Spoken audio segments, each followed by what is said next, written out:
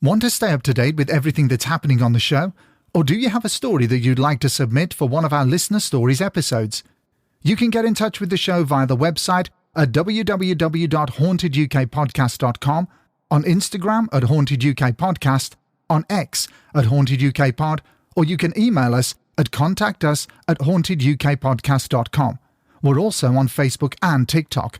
And if you want to support the show, you can do it via either Patreon or Ko-fi. Both platforms have exactly the same content, but work in slightly different ways. One of the advantages of Patreon is its sleek user interface, but if you want to avoid those pesky additional charges Apple, Google, and Patreon apply to your subscription, then why not give Ko-fi a try? Simply open a browser window and type ko-fi/Haunted UK Podcast. That's Ko-fi/Haunted UK Podcast, and you'll soon find us. Whichever platform you choose, we're sure you'll enjoy the bonus content. Thanks for listening, and enjoy the episode.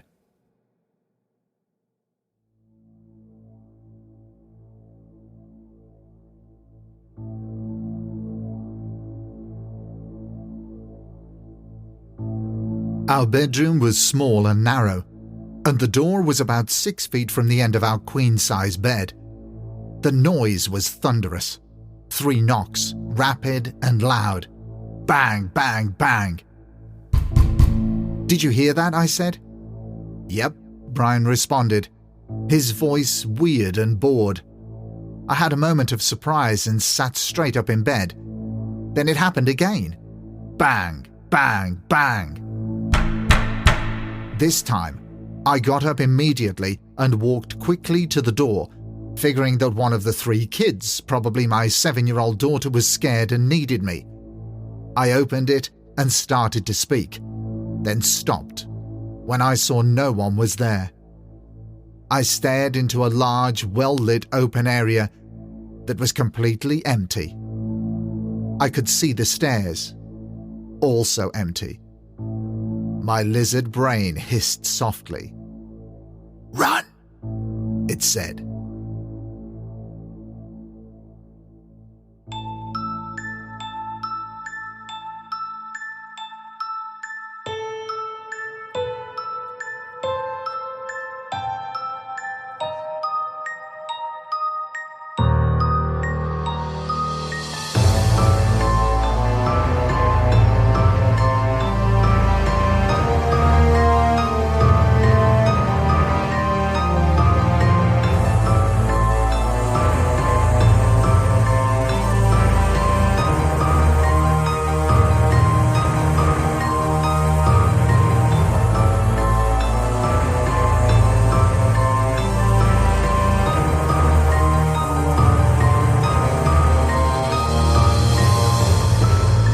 This is episode 57 of the Haunted UK podcast, and in this episode, we venture across the Atlantic to hear about a truly disturbing haunting.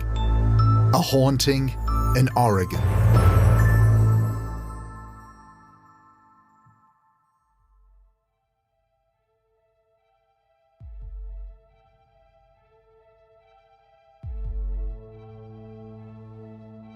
We have so many stories sent into the show, and it's always incredibly humbling to receive personal accounts of strange phenomena happening to everyday people.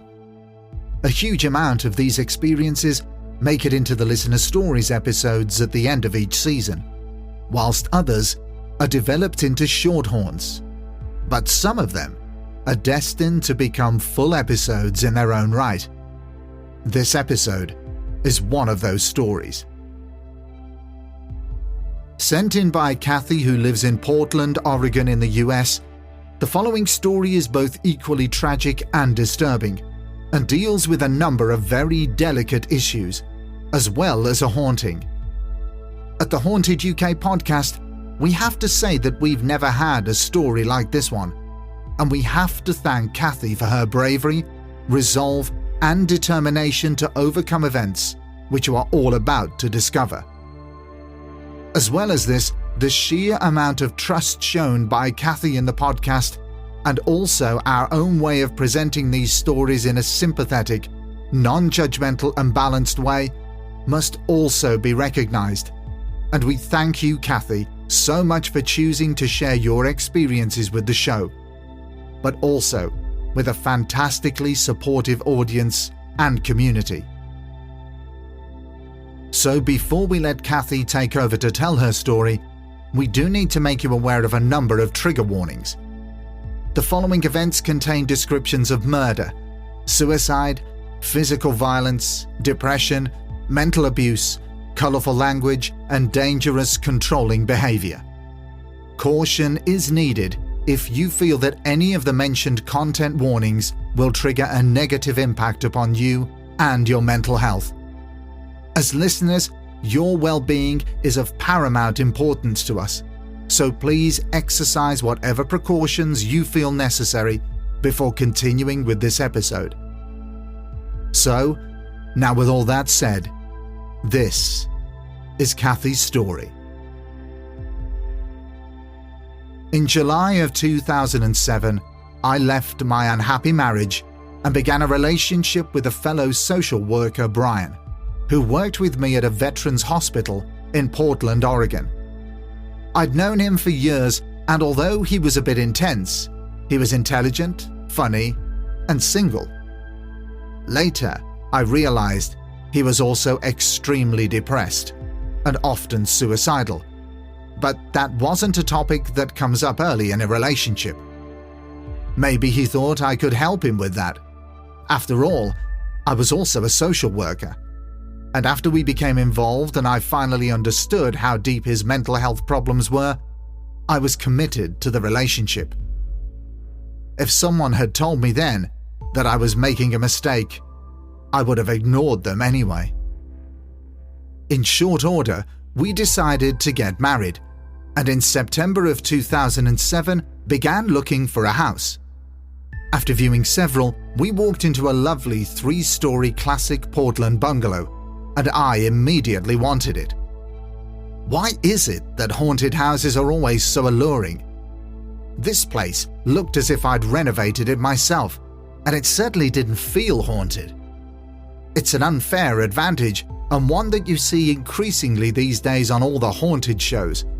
I mean, caveat emptor with all that, but at least you know what you're getting when you move into a former mortuary or a lovely Victorian fixer-upper that already has a reputation with the neighborhood kids.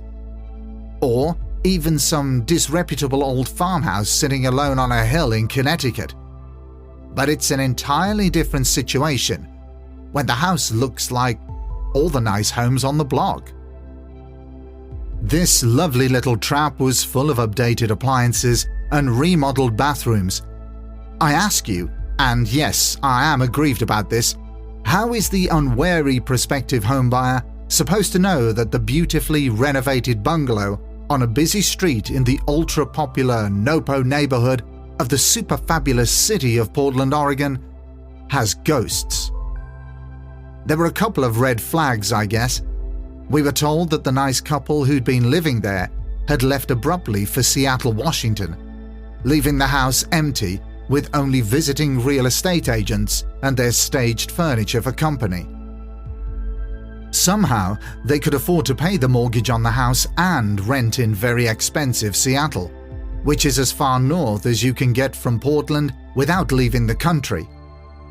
Then, there were the neighbors, with whom we shared a driveway, but when introduced to us during the showing, refused to look at us and instead spoke to their shoes. The couple on the north side of the house totally ignored us. Kinda weird for the pre-COVID world, but maybe everyone was just really shy. They weren't. They just didn't want to talk about how the lights in the house came on and off on their own, or the hose that turned on and ran until they turned it off, only for it to turn itself back on again. It wouldn't have mattered to me anyway. I was already under the house's spell. Besides, I've become to believe that ghosts can go anywhere they want. Don't look for them in cemeteries. In Portland, we already had an infamous haunted craft store where spirits threw the yarn all over the place, forcing the poor employees to come to work to a big mess every morning. Ghosts can be found in the bathrooms of bars, Airbnbs, Home Depots, Targets, which are like Tesco's, cellars and brand new apartments. I met a woman just last week at a haunted tour in the basement of our local pub who complained that a big fat male ghost was sitting in the living room of her mobile phone, smoking cigarettes. Smoking in Portland is frowned upon. It's kind of a thing, so not only was it scary, but it was also politically incorrect. She told the tour group that late in the night she could hear him rummaging through her fridge. Anyway, she thought it was the fridge, but she was too scared to look. He also ran up the electric bill by turning on all the lights and playing the stereo in her trailer while she was out. Apparently, this isn't that unusual. She said it was like coming home to some dirty bar in St. Louis. She'd drive up and her door would be wide open, the ghost's loud guffaws ringing down her driveway. Such a nuisance, and she didn't know what to do about it other than say the Lord's Prayer and try to choke him by burning sage. She thought maybe she could convince him that she was a hippie and he would leave on his own. She said he seemed like a guy who believed in coal power and probably still thought Ronald Reagan was president. So far, she hasn't been successful. It must feel really crowded at her place. Since living in a haunted house, I feel compelled to study them, and I notice that ghosts, spirits, demons, or whatever they call themselves, are never present during the tour with the friendly real estate agent, or at the open house, or when you're signing the rental agreement or the title paperwork. They wait. They wait until you're $400,000 in debt to the bank and have moved in all your furniture, children, and pets. That's when the fun begins. Fun for them, but not for you. By now, everyone knows what's causing your skin to crawl and your chairs to move on their own. Hauntings are featured on the Travel Channel 5 nights a week for the excitement and edification of the general public, but nobody can do a thing about it. That's how it was for me, and for every author of every "My House is Haunted, Dear God, I'm Not Kidding" book I've ever read, and I've read plenty of them, believe me. Most of the ghost shows, especially ones featuring paranormal investigations, have fake happy endings where the ghosts run away, but the truth is, the people have to run away. Life is not like the Conjuring movies. Famous demonologists and mediums Ed and Lorraine Warren might come by and fight the good fight, and maybe buy the family a couple of weeks, maybe even months of relative quiet when the people in the house didn't get that "someone's looking at me but I can't see them" feeling. Then kabam! All hell breaks loose. The Warrens would come back and dial up the heat, see if maybe they missed a demon or two. It was always a "kids don't try this at home" situation. Definitely not DIY. Now the Warrens are gone, and it seems like all we have left are a bunch of people calling themselves paranormal investigators who run out the door at the first sign of trouble. Let me take a moment to impress upon the listeners that no amount of sage burning and fervent prayer is going to help them when the bad spirits, maybe a poltergeist, maybe not. That's part of the problem. Start knocking on the door, or putting your phone charger in the middle of the otherwise empty dining room table. They will hide your car keys, wreck your furniture, accost you in the shower and the basement, and scare the living shit out of you. They may even drive someone you love to try and murder you, then kill themselves. It happened to me, and just thinking about it still pisses me off.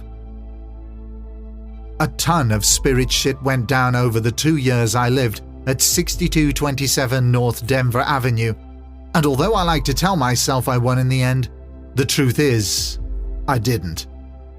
Just revisiting the experience 25 years later, still makes my stomach turn. The house was foreclosed on and sat empty for 5 years with no one for it to play with or torture. Someone lives there now. They painted the whole house blue. Paint blue, maybe. That deep south color that's supposed to ward off ghosts and yellow jacket wasps.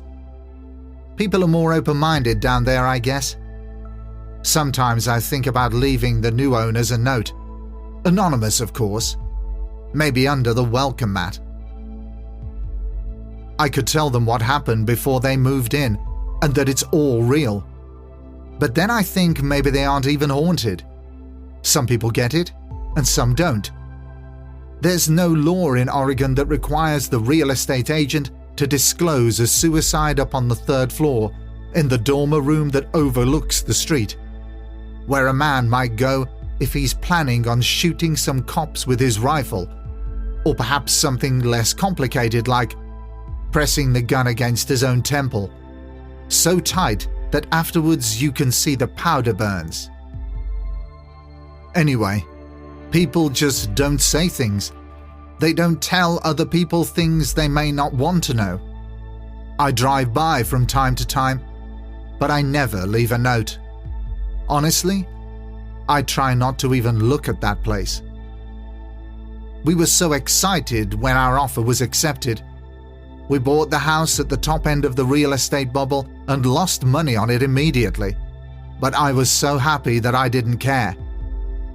We got married in February of 2008, but by then things were already beginning to fall apart. The house was built in 1910 and faces east, so the first floor rooms are filled with the light in the mornings. It has 2 large windows with smaller leaded panes marching across the top, and a kind of a circular floor plan with 4 original rooms and an added-on bathroom, an enclosed stairway to the beautifully remodeled basement. The original oak floors in the living room and dining room are refinished and always flush with color and sheen. On the south wall of the living room is a craftsman-style fireplace with built-in bookcases that have leaded glass doors on either side. Above the mantelpiece are 2 small casement windows. The dining room is adjacent and has matching windows and a built-in unit for your good china and silver. There's a heavy swinging door on the west wall that opens onto the kitchen. Once you're in the kitchen, you can see the original back door on the north wall. It opens up onto a wooden porch and stairs, leading to a cement walkway where the garbage cans are kept. Just below at ground level, there's a small window looking into the master bedroom. The stairs to the 3rd floor are wide and have a landing with a window. As you continue up, they go up onto a large central area. Directly ahead is an east-facing dormer room, where Brian committed suicide. To the right is a large sunny bedroom, then the bathroom, the stairwell again, and another large bedroom with built-ins that face north. It's a classic Portland bungalow with some craftsman touches, in particular the dentel front door, which sadly had to be replaced after the ultra-fabulous Portland Police SWAT team blew it to smithereens. It was such a lovely, well-lit place, and it never occurred to me to check for ghosts. Oregon does not require realtors to disclose any deaths in the house, so there's really no way to find that stuff out without looking for obituaries. Even then, they don't always say where the person died, and they never tell you if someone killed themselves. There is code for that though. It's died suddenly at home, without any mention of hospice care or, in lieu of flowers, please donate to the suicide prevention hotline, just in case you're looking. Those of you who are even the least bit knowledgeable about hauntings, and most everyone is these days, will remember that they always start out with small noises like knocks and scratches, and so it was with us. Apparently, Brian lived in a haunted house in the same neighborhood not long before we got together. His large entryway had a ceiling light fixture that used to swing in big scary circles for no reason. So he sold that place and moved to a brand new apartment building. I found out later that he'd threatened to shoot the woman he was living with at the time, a VA nurse who'd promptly barricaded herself in the bedroom, then swiftly moved out the next day. Brian seems strangely unconcerned about the activity in our home. Maybe detached would be a better word, or maybe he was stunned by his bad luck. In any case, he never tried to convince me I was unhinged. He just acted like it was nothing and didn't respond at all when I tried to talk to him about it. The knocking at 6227 North Denver Avenue began at around 10 p.m., 2 weeks after we had moved in, or at least that's when we first noticed it. Brian insisted we keep our door closed, and this seems stupid to me. I was used to being stuffed into a 1-bathroom, 3-bedroom house with 3 kids and my ex, so they already seemed miles away in their rooms 2 floors above us. But I gave in. That night, I was reading a book about the violin-playing Ovitz family who survived Auschwitz, called In Our Hearts We Were Giants. Brian was on his laptop working on a science fiction story he was writing. The main character was an outer space wizard called Zoltar. Zoltar had a robot helper that looked like Britney Spears, and he was always giving poor Britney the beatdown. She already had a black eye. Brian was beginning to reveal the man behind the mask. Like the house, he put on a seductive front, but all that was falling away, and he was becoming more controlling and more secretive. He was also building up an arsenal of guns behind my back and hiding them in the basement. I know now that was one of the reasons he didn't want the kids down there with us. Our bedroom was small and narrow, and the door was about 6 feet from the end of our queen-size bed. The noise was thunderous. 3 knocks, rapid and loud. Bang, bang, bang. "Did you hear that?" I said. "Yep," Brian responded, his voice weird and bored. I had a moment of surprise and sat straight up in bed. Then it happened again. Bang, bang, bang. This time, I got up immediately and walked quickly to the door, figuring that one of the 3 kids, probably my 7-year-old daughter, was scared and needed me. I opened it and started to speak, then stopped when I saw no one was there. I stared into a large, well-lit open area that was completely empty. I could see the stairs, also empty. My lizard brain hissed softly. "Run," it said. I didn't look around after that. I just bolted up the basement stairs and ran through the dark kitchen, then up to the 3rd floor. It took me all of 10 seconds. Once I was there, I checked each bedroom and leaned over each child. They were all in their beds. I was panting loudly, but that didn't wake them. I stood there confused and unnerved, but I told myself that somehow, whoever it was, had made it up 2 flights of stairs and into their bed without even breathing hard, then had, for reasons unclear to me, pretended to be asleep. I walked around up there for a while, worried that the kids were afraid to ask for me because of Brian, who had begun giving me a bad time for reading them bedtime stories. But after a while, there was nothing I could do but to walk back down, thinking, that was messed up. It's always interesting to me the lengths people will go to in order to create a reasonable and rational explanation for something that clearly has none. Those convoluted arguments that exist only to oppose the thing we don't understand. The anti-Occam's razor. I knew perfectly well that whatever was knocking was something I couldn't see. But I tell myself that in the 2 seconds between the last knock and my throwing the door open, that one of my children, ages 7, 10 and 14, has sprinted silently up 2 flights of stairs, jumped into bed, and then pretended to be sleeping. I don't really think about how this could have happened or why one of my kids would knock for me, then run away. I just make it up. When I got back to bed, Brian said, "Tell those kids that the rule is they can't come down here and bother us when our door is closed." No way will I ever do that, I said, and left him to his laptop and his story featuring the wife-beating alien wizard, Zoltar. Some weeks later, and someone's knocking at the front door. It's nighttime in October, maybe around 9:30 p.m. Brian wasn't at home, but I didn't care about that. I'm not used to having some big macho man around the house to protect me. Knock, knock, knock. The demonologists tell you that the knocks come in threes to mock the Holy Trinity. Well, someone wanted to come in, and there were barely cell phones back then, so we're all still answering our doors. I began to run, saying, "Just a minute, I'm coming," because the knocking continues. Peremptory and commanding.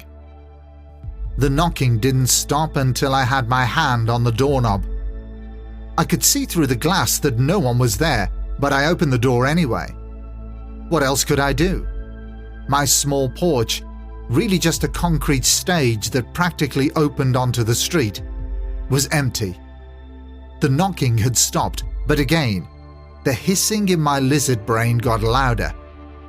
I stood on the threshold, looking out into the silent dark, looking all the way across Denver Street, lit up under bright orange streetlights. Not a single car passed, and it was like scenes you see in horror films where all the birds in the forest suddenly stopped singing. My amygdala was processing every detail, fastidiously preparing for catastrophe while my cerebellum was rapidly making up excuses. Finally, I decided on, "It's dark," which is not an answer but a reason to shut the door and lock the deadbolt. When Brian came home, he said, "From now on, no opening the door when I'm not home." He was now carrying a .45 caliber handgun in a holster at all times. This was apparently in case of an attack. Who would attack a couple of social workers? I was starting to wonder about him, but I still hadn't found his gun stash, so I didn't know how bad things really were. It was late November and Brian was gone again, and someone was rapping on the locked glass screen door. I turned the porch light on and looked out. On the other side of the screen door was a man. He was small and nasty, looking like a 1930s cartoon of a mean old hobo. And the whole setup was weird, because in ultra-fabulous Portland, Oregon, the era of a destitute person coming to your door had come and gone. Homeless people congregated on the street, the sidewalk, or at the freeway on ramps, or outside Trader Joe's. It was rare for people to beg from door to door, as were plenty of shelters and soup kitchens around, most of them downtown. But this old-fashioned 1930s-looking homeless guy was on my porch, and he was snarling and muttering at me, advancing towards the glass door with a jerking motion, scrambling at it, and then backing away. There was something off and otherworldly about him, rabid and dangerous. I felt frightened. I couldn't understand what he wanted, so I opened the big wooden door, and he said, "Let me in." Seriously? How did he think that was going to work? "Forget it," I said calmly. Nothing scares a VA social worker, but he was so infuriated and insistent that I suddenly lost my temper and began to yell and curse at him. "Get off my fucking porch, you fucking old shit, or I'll call the cops." The man snarled back, Bitch. barked and muttered some more, then spat. But he didn't leave, so I slammed the big wooden door in his face and ran off to get my gun. Yes, my gun. This was far from normal for me, and I see that now, but in that moment, I'd lost my mind. In the seconds it took me to get my Glock, my 10-year-old son David walked into the living room and said, "What's going on, Mom?" I ran past him with my handgun stuck under my shirt.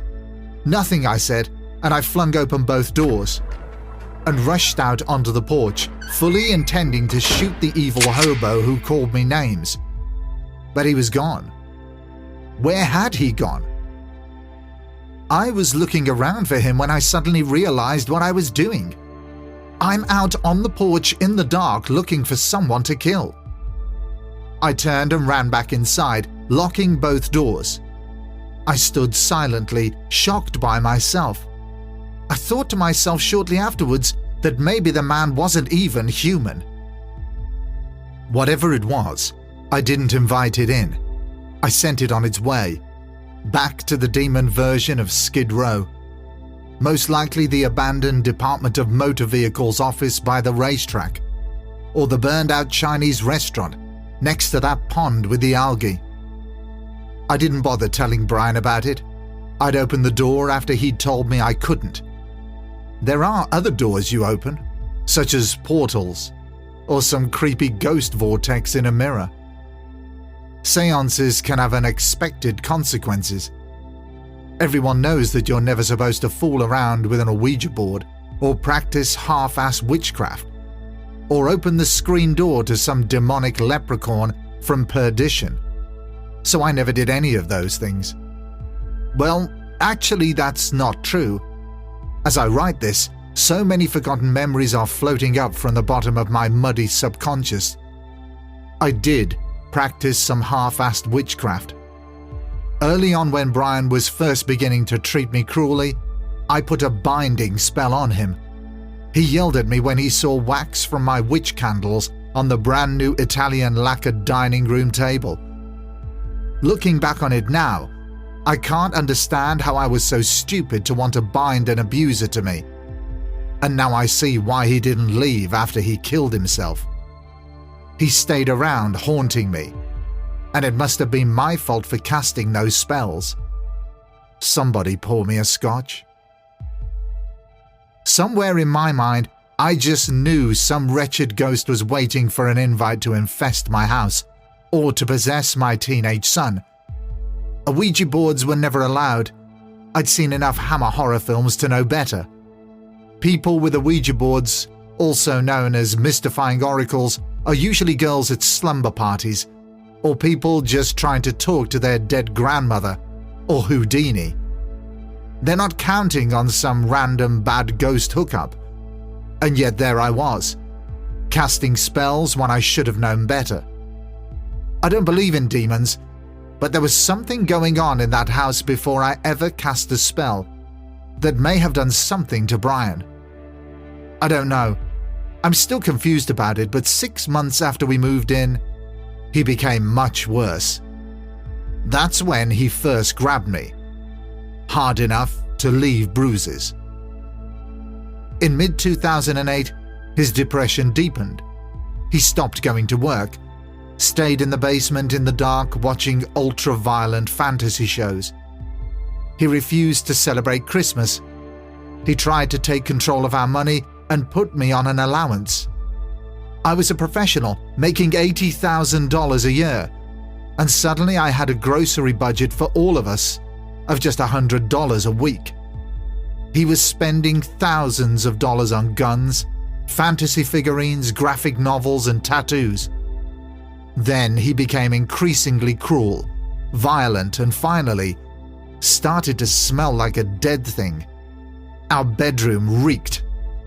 I didn't know it, but he was also trying to bankrupt us.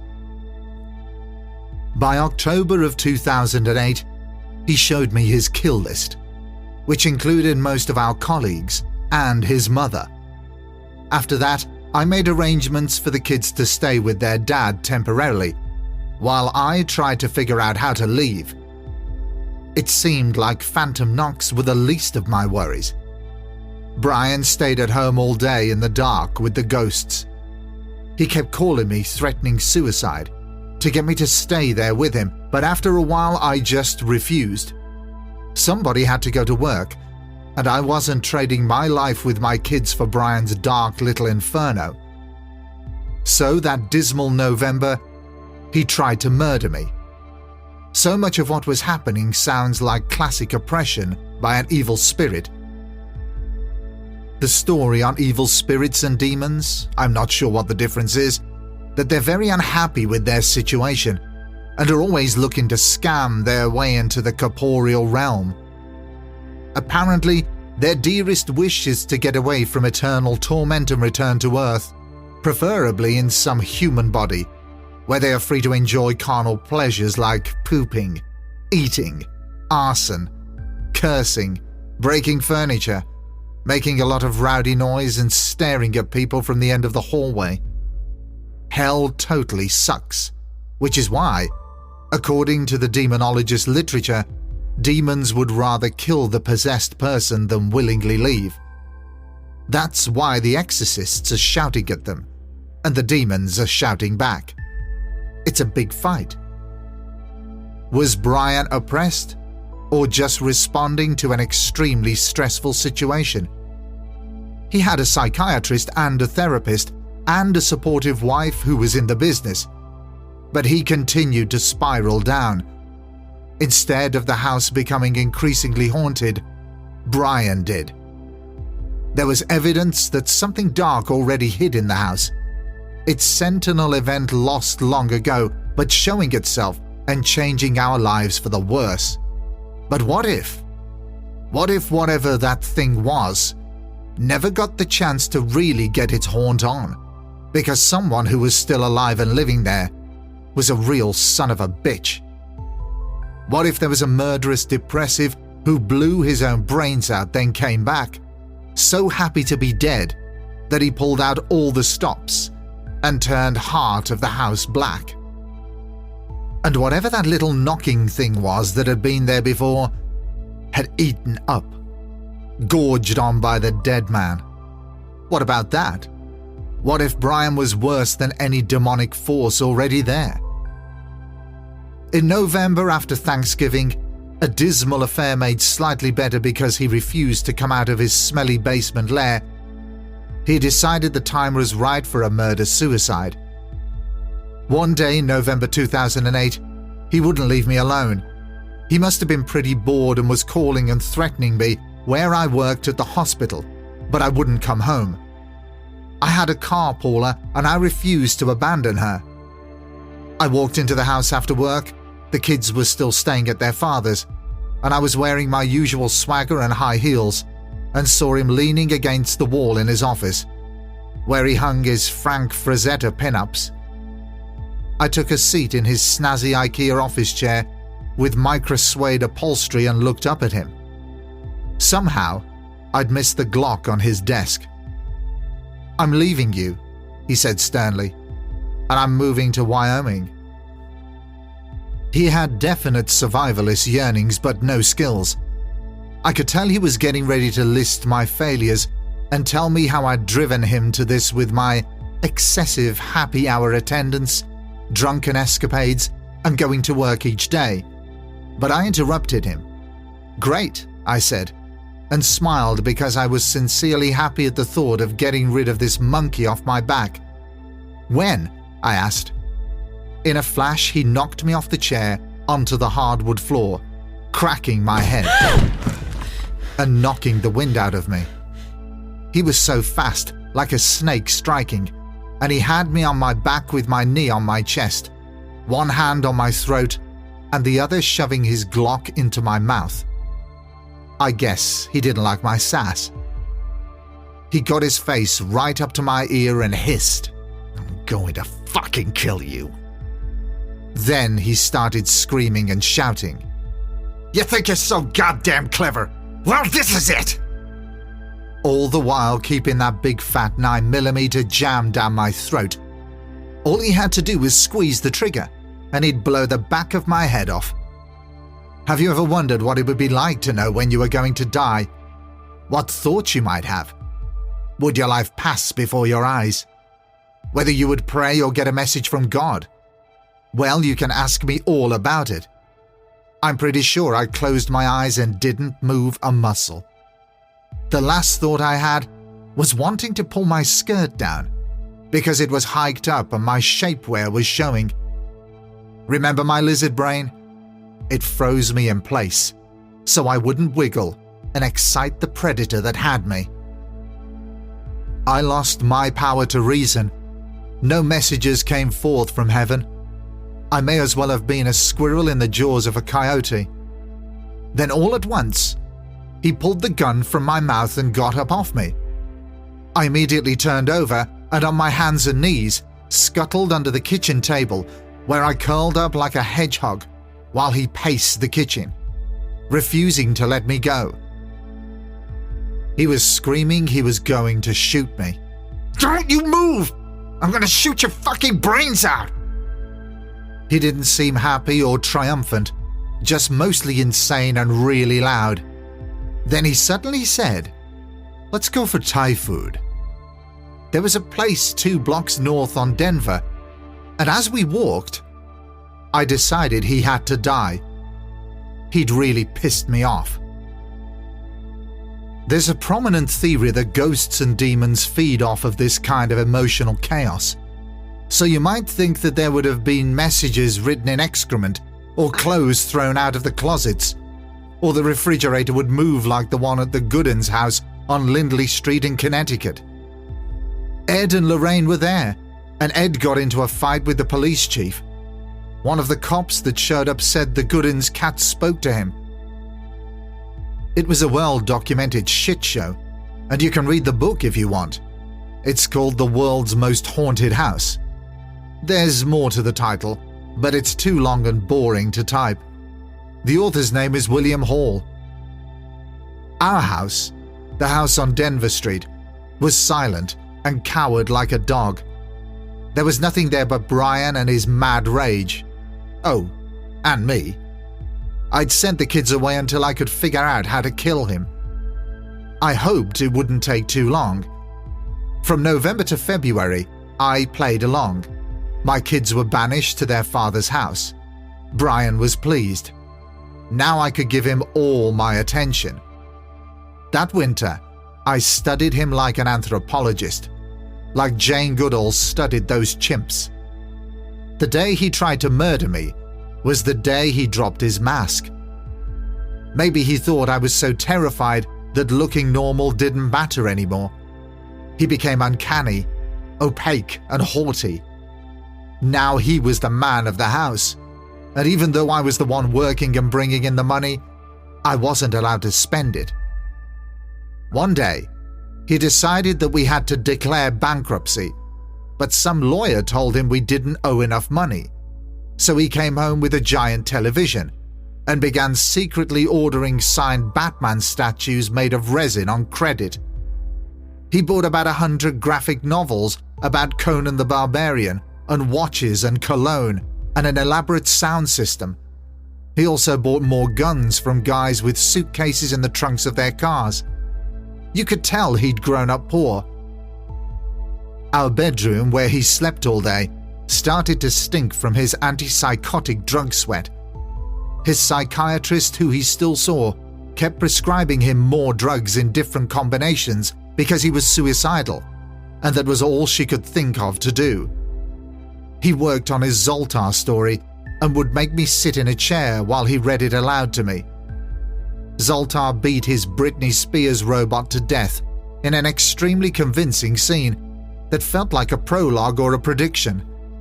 He still refused to go to work, and the union couldn't save him, so he started making kill lists of supervisors and co-workers who had all been genuinely understanding at first and were now afraid of him. I considered shooting him in his sleep, but I didn't think he was worth ruining my life over. Then, in early January, he started to talk about something he said had happened in California when he was a kid, and how it gave him a phobia of police. I pretended to be interested. "Tell me about it," I said. He wanted to punish me first. "I don't know if I can trust you with that level of intimacy." Then he turned furious. "You better never call the cops on me, because I'll fucking shoot you, and then I'll shoot the cops, and you'll be responsible for that. Then they shoot me, and it would be suicide by cop." What a stupid arsehole, I thought. I knew exactly what to do. By Thanksgiving 2008, the tension at the house was almost unbearable. Brian stayed downstairs in the bedroom while my children and I celebrated upstairs in the dining room. It was a gorgeous day, and our turkey was delicious. But my young daughter began brandishing a steak knife at the table, to the point where I tried to catch her hand, which she promptly slid through mine, cutting open my palm and fingers, then dissolving into frightened tears. I had to laugh. I don't know why. Poor darling. She rushed to the kitchen where I taught her how to bandage up my hand while my son sat scandalized. It was a bizarre situation. Brian may have been in the basement, but his oppression and tortured thoughts were affecting us all. We were also now missing our cats who, during the year, had begun pulling out their fur for reasons the vet couldn't understand. I ended up giving them to my sister. Even though the sun poured through the big front windows, the house felt dark all the time. I dropped 15 pounds I didn't have to spare, and Brian was becoming more and more impossible to be around. It was now getting to the stage where I was happy to be out of the house and at work. I think he'd probably lay there in the dark, working on his kill list and surrendering to whatever malicious, inky hate was running through his brain. The kids were with their dad the week after Thanksgiving, and Brian's paranoia and threats to kill himself really ramped up. I didn't realize he had a murder-suicide on his mind until it was almost too late. I came home one day in December, thinking about how I was going to get out of the house and my failed marriage to this psycho, when Brian called me into his office. Somehow, I missed the 9mm Glock handgun on his desk until he knocked me down and shoved it into my mouth. It was a classic blitz attack. He pinned me with his knees on my chest while pushing his face into mine, screaming something I couldn't understand. I froze, closing my eyes, trying not to gag, and I think this saved me. I guess predators don't have the compulsion to kill prey that already seems dead. So after terrorizing me for several minutes, he let me up.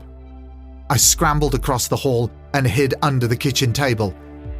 I just wanted to survive. And I did. That night, I called and asked my ex to keep the kids until I could get the situation handled. But Brian, who'd been brought up before the social work board, decided he'd handle the situation himself, even after I'd told both of our therapists what he'd done. After a suicide threat, Brian's mental health provider called the police to do a welfare check. When he brandished his pistol, they'd called in our version of SWAT, called CERT. During the ensuing standoff on February the 9th, 2009, Brian shot himself in the head in the bedroom upstairs. 2 large police officers took me gently and put me in the back of a cruiser while they tried and failed to manage Brian. He was dead 20 minutes after the CERT team arrived with their paramilitary gear and tear gas. Did you know that when someone dies in your house, the medical examiner's office takes the body away, but leaves the mess? My father and mother rushed up from Arizona, and the next morning Dad and I took away the bloody sheets and cleaned up the, well, you know, the mess. They moved in with me, and within the week, the haunting started up again. It was just the 3 of us, and part of what we did was keep the house spotless. The big Italian dining table was completely clear and shone like a mirror. How had the phone charger we'd been searching for suddenly appear in its center? We did what everyone does. We laughed it off. That night, I needed the Motrin. You may know this as ibuprofen, and the search commenced. Nothing was where it was supposed to be, but apparently the minute your back was turned, whatever you needed was in the middle of the otherwise empty dining table. This time there was nervous joking and half-serious accusations, but neither my mother or my father were the age or the temperament to joke when the front door of my house was a large sheet of plywood nailed to the frame by the police, after they'd broken down the original. While we tried to pretend things were manageable, the real truth was that they were dire. My dad made a comment to thin air. "Thanks, whoever you are." The house, strange to begin with, was now the scene of a violent suicide and had been damaged by the police when they stormed it. They knew Brian had an arsenal of weapons and had been holed up with a view of the entire block. One bright side to all of this, if you could call it that, was that there was no longer a door for evil demon old men and ghosts to knock on. We shut the door to the upstairs death room and didn't talk about the details to my kids, who spent the next year in therapy and acting out their feelings during their play. One day in May, after my parents had gone back home, I was doing laundry while the kids were playing up on the third floor. They had a pink Barbie Jeep, driven by a G.I. Joe and a Luke Skywalker, and they kept apparently crashing the Jeep on the stairs. The Jeep would start at the top of the stairs, and on its way down, both Joe and Luke would fly out because Barbie Jeeps didn't have seatbelts. My kids would laugh merrily and do it again. I carried the laundry to the lovely remodeled basement, where Brian had spent so much time obsessing on death, and saw to my utter dismay a box sitting right in the middle of an otherwise empty floor. I knew this box. It was small, about 2 inches by 3 inches. It was red, wooden, and it had 2 .45 caliber bullets in it. Its lid was open, and the bullets were standing up on their ends. The box had been on top of a bookshelf in the small room where I kept the Christmas decorations. My stomach dropped like a falling elevator, because I knew nothing human had moved that box. I couldn't pretend the kids had moved it. I couldn't pretend some random person had snuck in, found the box, and unseen by me in the 5 minutes I'd been collecting laundry, placed it on the floor. I called my kids down, even though I knew it hadn't been them, and asked if they'd put the box there. They looked at me like I was out of my mind and ran off to crash the Barbie Jeep again. I sat on the stairs and cried. The bullets were live, so I secured them. I still have the box, which is packed away. I needed to know who was haunting the house. I was afraid it was Brian, because that box and bullets had been part of a shrine that Brian had set up before he killed himself. But I couldn't be sure.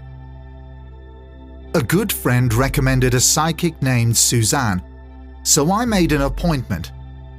Suzanne lived in a lovely cottage on the lush Willamette River south of Portland. She was disorganized and came stumbling to the door in her robe, but she was absolutely on target with what she knew. Remember, this is 2009. We had flip phones. Google wasn't then what it is now, and anyway, Suzanne only knew my first name and phone number. I wasn't giving anything away. "Did you bring something with you?" she asked while putting a tape into a cassette player. I handed her Brian's watch. It was a sleek black designer watch that was on the small side, not an obvious man's watch. She sat for a few moments with her eyes closed. Then, looking directly at me, she said, "Your husband died." I sat silently, not giving her any clues via body language or eye movement. "He shot himself," she said. I immediately burst into tears. Well, he wants you to finish his book, she said. No way, I said. That stupid Zoltar book. I'm not having anything to do with that. Suzanne told me Brian was very lively for a person who had killed himself. She said that generally in her experience, those spirits can be withdrawn. She also told me that he was hanging around the house, moving stuff around. It was a long, frustrating experience, not because Suzanne was unclear or a fraud, but because talking to the dead this way is like being on a long-distance call to a foreign country and speaking through an interpreter. On a lovely June morning, I awoke from sleep to the sound of a loud bang. It sounded strange, as if it came from inside my head. I dismissed that idea immediately and thought that it must be thunder, but I could see sunlight coming through the small north-facing window. I jumped up and looked out, thinking somehow one of the trash cans had been dumped over. Nope, they were all there. I got back into bed and felt the strangest feeling wash over me. Something sad and comforting all at once. I suddenly knew that I had experienced Brian's death. He'd not felt any pain, just relief. I began to cry. Later that week, I told my therapist, and he surprised me by saying that there was research that supported my experience. He said that many widows whose spouses had died violently reported experiencing those deaths, both while dreaming and awake. It comforted me to know other women had been through it, but I was getting tired of Brian. Unfortunately, I had put a binding spell on him early in our relationship. I just hoped I could save enough money to get out of that house. I tried to return to work, but realized that I was still too emotionally unstable, and my boss sent me back home on leave. I was disgusted to find I now had a diagnosis of post-traumatic stress disorder. I began to realize that as long as I remained in that house, sleeping in our bed, I'd be exposed to ongoing trauma because of the hauntings. I found out the mortgage was in Brian's name only, so I stopped paying it. I was banking $4,000 a month and began to feel more cheerful. I got together with John, a guy I'd known in high school, and things went fine until he tried to spend the night. I was deeply asleep when I heard my name, Cathy. Cathy! Cathy, wake up! It was John, and he sounded panicked. I struggled to wake up as he began gently shaking me. "Can you smell that?" he said. Yes, I could smell it. It was Brian's expensive cologne, Calvin Klein Euphoria. It was unmistakable. "It's just Brian," I said, and rolled back over. This didn't seem to reassure him. "I have to go," said John. "I can't leave Pierre." Pierre was John's cat. The smell got more intense. It would be just like Brian to get his haunt on with the smell of designer cologne.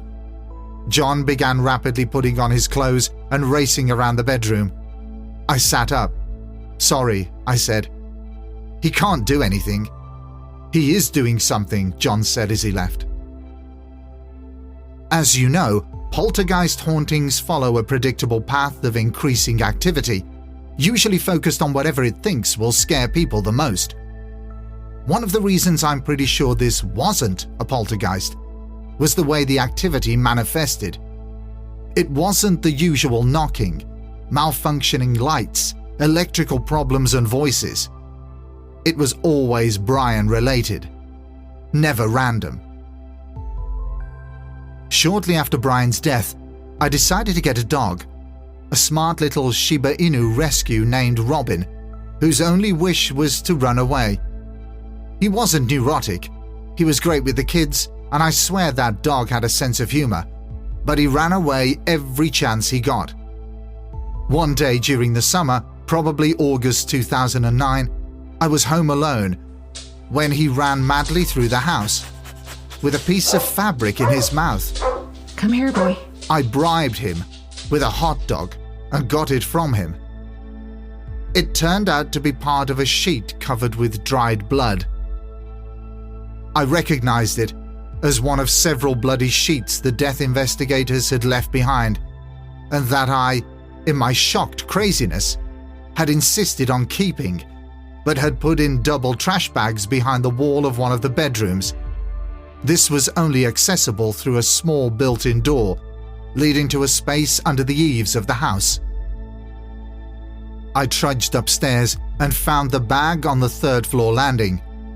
The door in the wall was still shut. As I dragged the trash bag downstairs, I remembered thinking I was so glad the kids were at their dad's, and feeling so angry that Brian pulled such a grisly stunt. I knew it was him. I went down to the living room, and whilst sobbing, Oh my God. I began pulling the horrible blood and brain matter-caked heavy white hospital-style sheets out and throwing them in the fireplace. Then I lit a match and tossed it in. The sheets literally exploded into flames. For a minute, I was afraid that the chimney would catch fire, but I was so furious, I just kept throwing them in until I had incinerated the lot. The fire was enormously hot. I'm not sure that was just the nature of the fuel, because obviously I'd never burned anything like it before. It made sense to me that Brian was angry, because I wasn't giving him the attention he craved, just like in real life. We had to give Robin away, which was a shame, but maybe not so much for him. It was that same August when the next-door neighbor mentioned the house being haunted. He was pulling his boat out of our shared driveway when I asked him if he'd noticed anything strange about the house. He reluctantly told me the lights would go on and off, and the hose would run on when nobody was living there. It usually happened at night, and he never saw a single person there. The house had a lockbox for realtors, but there were never any around when this stuff would go on. He was a typical North Portland blue-collar guy who would have run off squatters with his shotgun. I knew he had one because he was shooting it up in the air from his roof on the 4th of July. He liked to make people think he wasn't scared of anything, but the house had unnerved him. The couple that moved to Seattle hadn't lived there long and left unexpectedly, he said. Before that, a family had lived there for many years, and the house was sold after the parents had both died. By September 2009, I'd saved $8,000, and I was beginning to look at rental houses when a rapid series of events took place that changed everything. My eldest son tried to kill himself, and I had him admitted as an inpatient at a psychiatric unit. In the meantime, my middle son had begun having panic attacks and was put on Valium, a highly addictive anti-anxiety medication. Also, I didn't know it at the time, but my daughter was beginning to act out at school. Things were beginning to spin out of control. My daughter could no longer sleep in her own bed and was now sleeping with me. It was October, another sunny day in a dark house, when I awoke to my daughter kicking me in her sleep. God, I was so tired. I dragged myself out of my bedroom to the darling bathroom I used to love and looked at my face in the mirror. I looked terrible, I thought. Then suddenly, I saw it. I had a large black handprint on my left cheek. I grabbed my phone and took a photo. In the photo, I looked shocked and exhausted. I ran back to the bedroom and checked my daughter. She had one too. I called my dad. My dad was the guy that could solve any problem, including ghosts. He asked me to look for soot on my hands, the blankets and headboard of the bed. I shook out the blankets and ran my hand over the top of the headboard. Nothing. I checked my daughter's hands. Clean for an 8-year-old. Certainly no soot. I looked at the ceiling for a vent that might have somehow spilled soot into the shape of handprints. Nothing. There was no natural explanation. no source of the soot. No proof that we had done it to ourselves. I took my daughter into the bathroom and washed her little face. Then I called my psychic. Suzanne seemed surprised that I got in touch again. First, she said that maybe Brian was pranking us, but then the atmosphere shifted and she remarked thoughtfully that it could be a caution, a warning, perhaps of a fire. "Get out of there," she said. By the beginning of October, we'd moved to our new rental after the sooty handprint episode, which wasn't too terribly long after I'd burned what was left of Brian. Probably a month and a half, maybe. We'd left the house, the haunting behind. All behind. All of us still dream about the house from time to time, and none of those dreams are pleasant ones. Before I go, I do need to make you and the listeners aware that both my children's mental health and my own have been improving and progressing in the time since.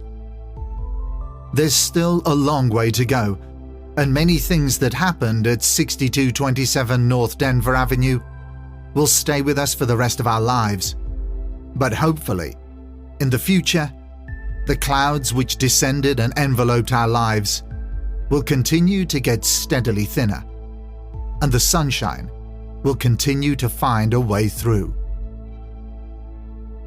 And that brings us to the end of Cathy's story, and also to the end of this incredibly personal episode. It goes without saying that it is almost impossible for any of us to comprehend the impact that these tragic events have had upon Cathy and her children. Their solid determination to keep fighting is something that we should all admire. It seemed clear from the moment that Cathy and her family entered the house on North Denver Avenue that there was something already there, a spirit, an infestation, an atmosphere, a disturbance, something that lurked in the shadows, something that hid in the darkest corners. But did Brian's severe mental health problems magnify an already dark and ominous haunted house? And as he continued to deteriorate, did the entity gain even more strength, feeding off Brian's frightening and controlling behavior? A very important point was made by Cathy at the beginning of this story. There was no obligation from the estate agents to inform the family that there had been any type of paranormal or supernatural incidents which had taken place in the house, even in the past. Even the neighbors couldn't look at Cathy and her family square in the eyes and tell them that something was already very wrong inside that house. That something was already part of the very fabric of that building. There was simply no way of knowing that the events that unfolded would result in such catastrophic circumstances. And yet the question which needs to be answered is this: did Brian's negative, frightening and controlling mindset somehow survive and become part of what was already in the house, making it even stronger, more dangerous perhaps? Is it possible that in the aftermath of such a traumatic and violent death, that Brian's dark and tormented mental state could somehow continue to survive, weld itself to the house and its atmosphere? And was it his handprint on Cathy and her daughter's face? Was it an attempt at a connection or a sign of protection? Or was it a grisly stamp, angry and fresh from the cinders which had burned his body sheet? Or a warning? We'll never know, but we'll also never know if the residents of the house who live there now have had any experiences. But maybe this is something that is best left alone. Cathy and her children are making amazing progress with their own personal healing, and revisiting the old wounds of what happened wouldn't do any of them any good at all. We all wish Cathy and her family the very, very best for the future and hope that their nightmare is fully at an end. But what about your nightmares? Are you about to view a house or apartment with your partner? Are you about to take that next step in your lives together? If you are, then this story should serve as a warning to you, because you never truly know what the bricks, mortar, and other materials that make up our homes have absorbed in the past. We never truly know what secrets the land of our existing houses or future new builds really hold. So maybe, the next time you turn up to meet an estate agent to view a property, you should take a moment to fully absorb the atmosphere it radiates. Because the next person who could be moving into a house or apartment that already has darkness within its walls could be you.